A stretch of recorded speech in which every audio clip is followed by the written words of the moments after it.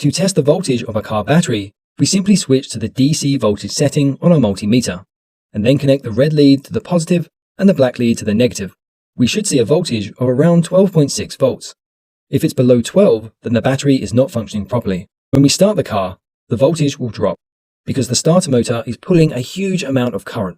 The voltage will drop to around 11 volts. If it drops below 10, however, then the battery is not functioning properly. Once the engine is running, the alternator should be generating electricity, and so we should see a higher voltage of around 14 volts. That's because the alternator is recharging the battery, and the voltage needs to be higher to help force electrons back in and reverse the chemical reaction.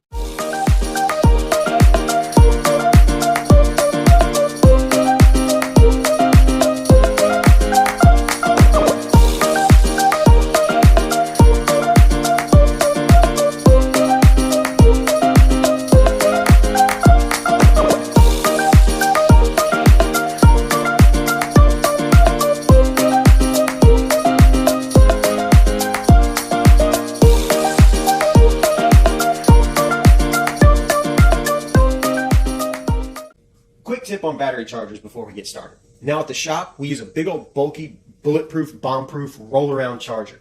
It's awesome. It's old school. It works great. For the home DIYer though, I recommend a microprocessor controlled charger. Now this charger was $89 at O'Reilly's, and you can get them for as low as $59. And what that means is it's going to give you a safer, quicker, more effective charge. Because most of them have protection built in that keep them from overcharging while maintaining the charge. This charger has a percentage feature that shows you the percentage of the charge so you can monitor the progress. It also has a voltage feature. I am in no way affiliated with this charger, I'm just a fan. So let's go ahead and get started. Let's hook up red to positive, black to negative. Okay, let's go ahead and set this thing up for charging. The first thing we're going to do is choose our battery type. Now keep in mind, a lot of chargers won't have this feature. If you've got an older or more basic charger, you may not have this feature. But if you do, you're going to have three choices: standard, AGM, or gel type battery. 9 times out of 10, you're going to choose the standard battery feature. That is what is in your daily driver vehicle. AGM and gel batteries are for high performance and marine applications and deep discharge applications, such as those used in trolling motors and watercraft. So we've got the standard selected. Next thing we're going to do is select our rate of charge, how intensely we want to charge the battery. Now, you've got an 85 amp engine start feature here, and most chargers will have this feature. This is for jump starting. This is not for charging. Keep that in mind. You've got a 30 amp boost feature. Now this feature right here, you can charge the battery with it, but you don't want to charge it for too long, because if you're not careful and if you're not monitoring the battery, you can toast the battery. If you just want to throw it on for a couple hours and give it a quick charge, you can get away with a 30 amp. But the safest and fastest and most effective way to charge a battery is with the lowest setting. And here it's a 2 amp setting. Now, it may take a little longer. It may even take overnight. But as I said, it's the safest and most effective way to charge the battery. So we're going to go ahead and select that. As you can see, the charging icon lit up and we're good to go. Now this charger, it has a cool function that shows you when the battery is completely charged and maintaining. This will illuminate green. Now, in the case that your charger does not have this function, in a second, I'm going to show you how to tell if the battery is fully charged.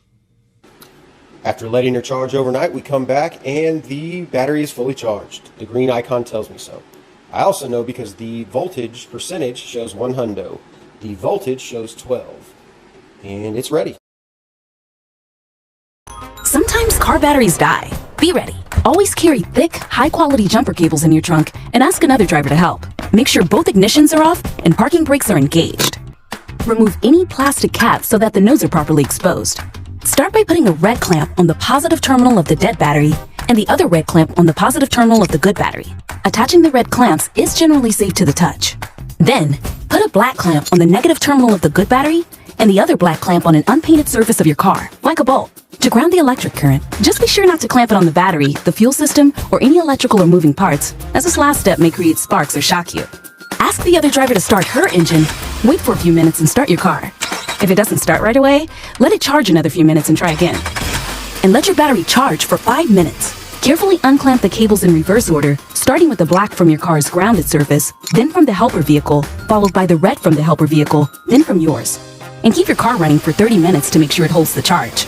While this jump should serve as a temporary fix, many batteries, depending on their age, may soon need to be replaced. Consult your warranty and a service professional. Jumpstart safe and drive smart.